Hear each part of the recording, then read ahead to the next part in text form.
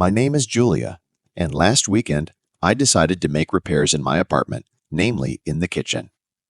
After taking out almost all the furniture, I cleaned up a bit and immediately started looking for someone to do the repair. In front of me lay a pile of ads, but one caught my attention almost immediately. Although I put it aside at first, I eventually came back to it. Calling the number listed, I heard a pleasant young voice on the other end. The guy offered an acceptable price and agreed to come the next morning. I even got up early, excited at the prospect of finally renovating the kitchen and finding a new companion. I'd been living alone since my divorce 2 years ago.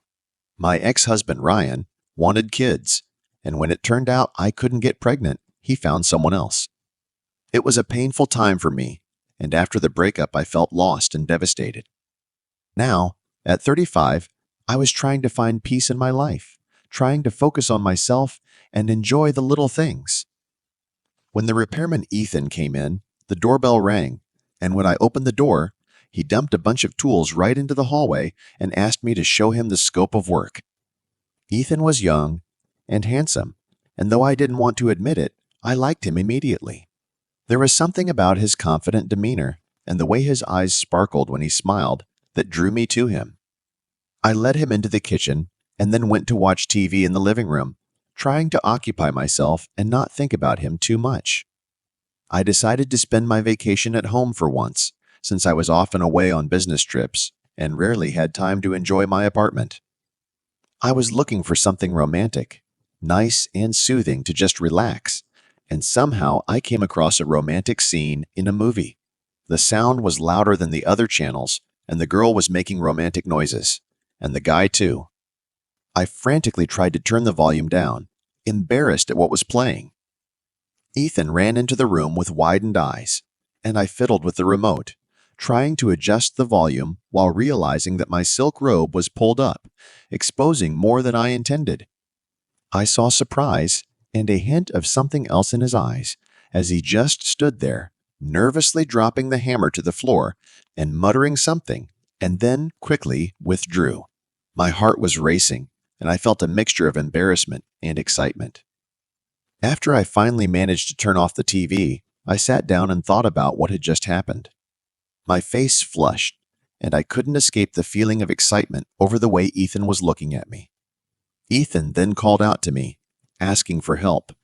I joined him in the kitchen where he was trying to remove a curtain rod. I climbed up on a stool to help him, grasped the ledge with my hands, and again my robe shifted.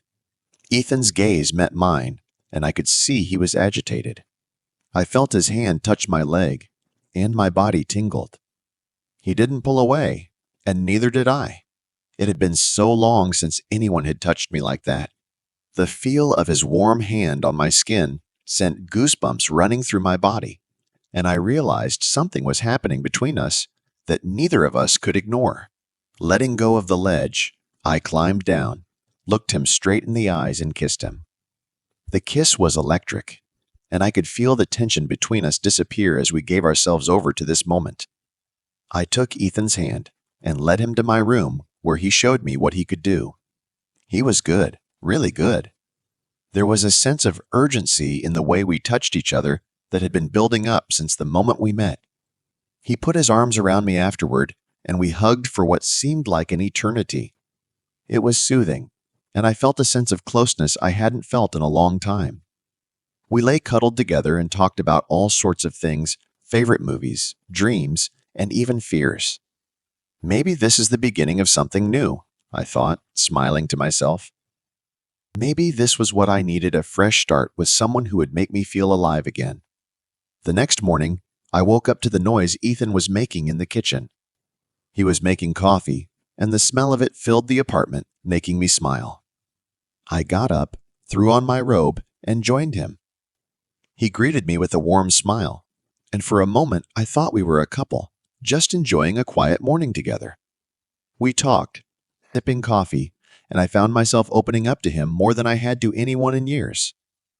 He listened, really listened, and I could see he cared.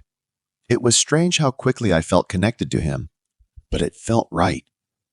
As Ethan gathered his instruments that afternoon, I felt sad, not wanting him to leave. He must have noticed it because he paused and looked at me, his eyes soft. "I'll be back tomorrow to finish the job," he said with a smile, and my heart eased.